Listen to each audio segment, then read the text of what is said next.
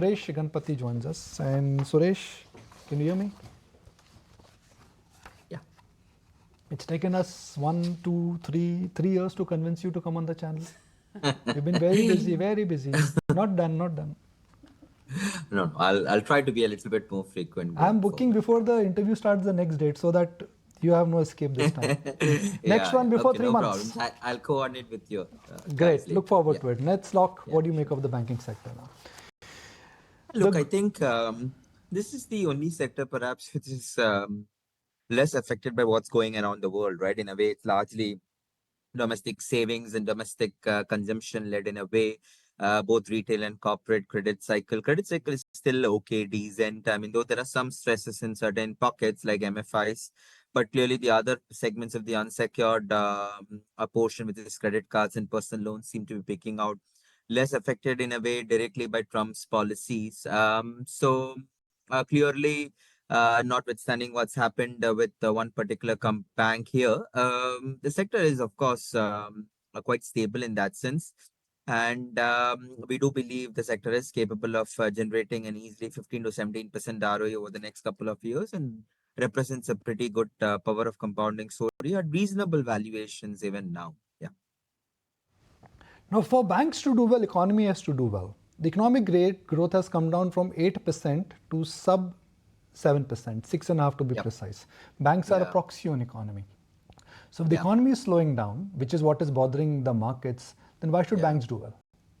No, look, you should look in this way that the economy is at least stabilized. Okay. So, in that sense, if you look at it, the real GDP growth this year is expected to be around 6.5% financial year 2025, and next year marginal uptake at 6.7%. So, we are not arguing that credit growth is going to go back to levels of about 18-20%, which obviously in a very good economic scenario, we expect that kind of an outcome. A lot of this lower credit growth was also driven by a lot of actions from the Reserve Bank of India, which at the margin, obviously, if you look at it, the RBI's approach is a little bit more accommodative. And we are arguing for a 13-14% kind of a credit growth from the lows of about 11%. So, what we are arguing here is that for the kind of economic growth that we are seeing in, the valuations more than adequately factor that kind of relatively subdued economic growth, contrary to what was experienced in the past.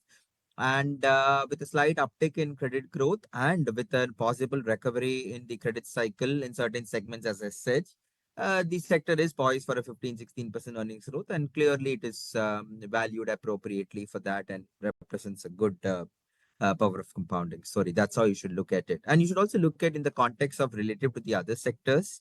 A lot of flavor was towards industrials. Now, with the shift in the government towards consumption from capex, obviously there is going to be a rebalance of portfolios, which is where I think the banks will find a favor at this point in time. Yeah. Interesting.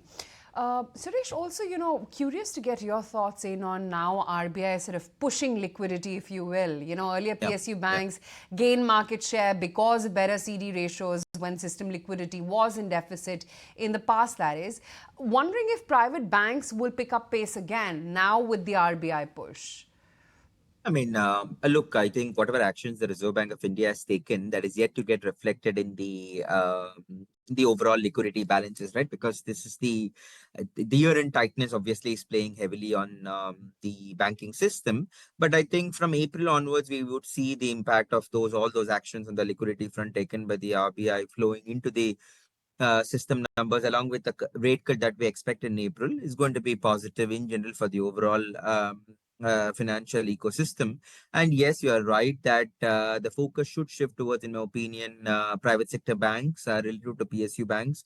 Note that typically when rate cuts happen, the immediate impact is more on margins, and you will see the public sector banks having a greater margin impact in the April to June quarter compared to privates. The privates are a little bit more nimble in terms of the way they manage their margins. And in that sense, the relative preference definitely is towards privates over the PSUs over the course of next 6 to 12 months. And also, you have to understand that the PSUs actually never had a bad credit cycle even last year. I mean, the credit cost was exceptionally low compared to private sector banks. Some of them who did see some uptick in the credit cost numbers. So next year, if you're looking at some kind of a recovery scenario, it's the privates which will benefit more than the public sector banks. So even that argument favors the privates over the PSUs. Good morning, Suresh. This is Charles joining in the conversation, and you did speak about the time. In fact, I was going to ask you about exactly that. So where would your tilt be? Would it be the private sector banks or the PSU banks? And I believe you answered that question by saying it will be the private sector banks. But that also universe is pretty large at this point in time. So if you talk about private sector banks, which side of the private sector banks are you actually focused on? The one that are into the corporate lending side, or is it the retail lending side?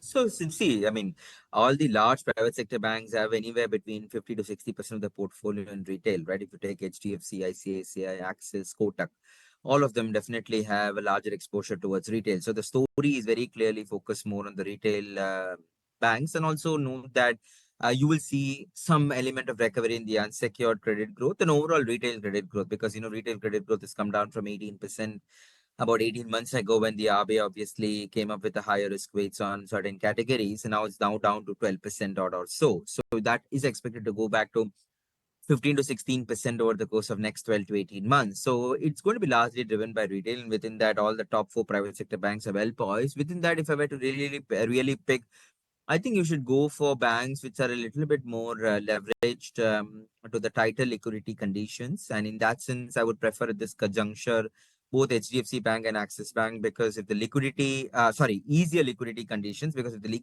liquidity is going to ease, it's going to benefit these two banks in terms of the deposit growth and the fact that the LDRs are stretched. All that would work in their favor. And I'm also taking into account valuations, right? So these would be my picks in amongst the bank space. And of course, you should take exposure even to the NBFC space, because the first order impact of a falling rate cycle and an easing liquidity cycle is going to be more felt on the NBFC space compared to the banks.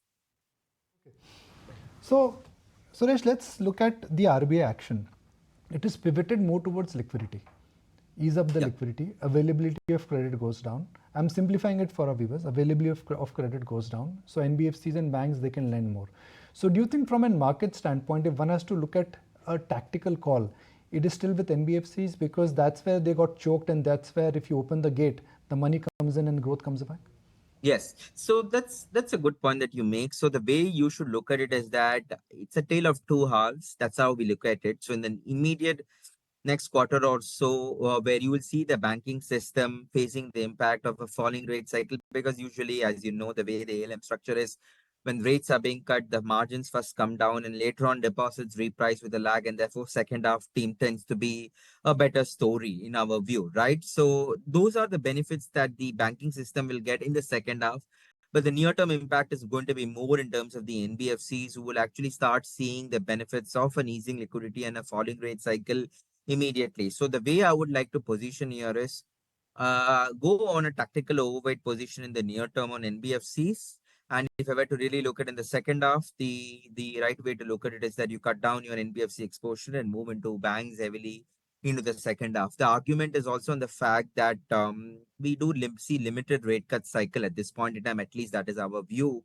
I mean, we have to see how the evolving scenario is with respect to US and rates and what happens in India and inflation. At this point in time, we are arguing that another 25 to 50 basis points almost front loaded in the first half of this fiscal year 26, and then second half we obviously stagnate in terms of rates, right? So in that sense, it makes sense to shift your position more towards the banks from NBFCs more into the second half, but tactically near term, be overweight on NBFCs. Right. Suresh, if you also look at the financial the outflows that we've actually seen from the financial space has been actually pretty high. Now you have the valuations that are actually so reasonable that now everyone's actually making a case for the banks. I know you cover banking very closely, which means that it is a sure shot case for you that now is the time to invest in the banks. Yeah, look, I think we were of course in Europe last week or the week before marketing, and the overwhelming investor feedback at that point in time was that Indian markets have corrected quite sharply, and therefore it makes sense for them to cut their underweight positions in India. And within that, if they really were keen on buying a sector, it was financial. So while the FIs have sold what they own, and they owned financials, right? And that is the reason why bulk of the selling has happened. What we are arguing is incremental FI buying where to happen.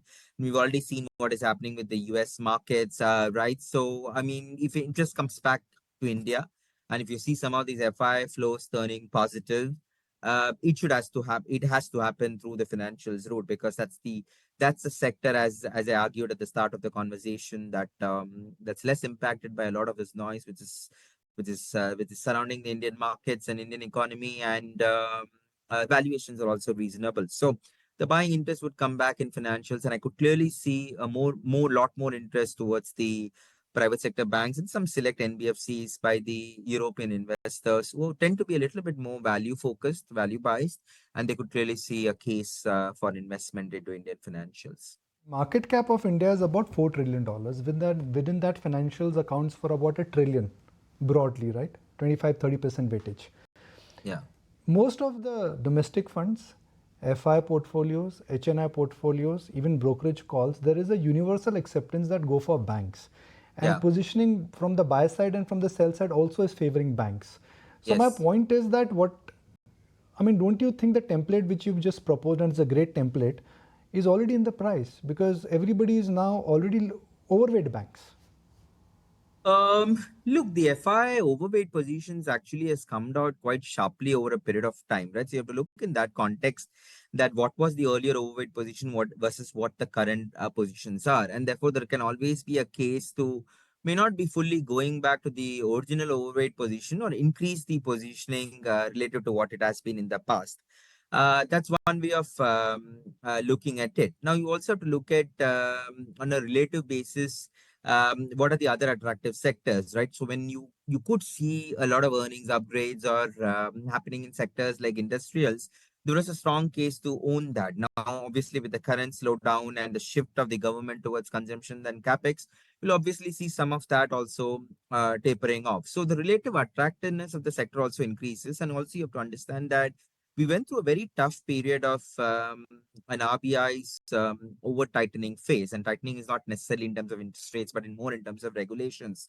The current RBI, the governor has also come up with a little bit more pragmatic approach towards looking at some of these things, which gives a lot more breathing space for the overall financial ecosystem. So those also will act like a trigger. Look, at this point in time, the trigger for the sector has to be growth, right? Let's be honest that we all agree that the valuations are comfortable, but then the stocks may not do well unless and until we see credit growth going back from 11%, which is the current number, more closer towards 14%. So you see that kind of growth coming back, which will obviously eventually result in confidence coming back into some of these names. Interesting. Suresh, have to ask you about MFIs and whether you think they may have bottomed out, or do you think there could be still some lingering pain for the sector?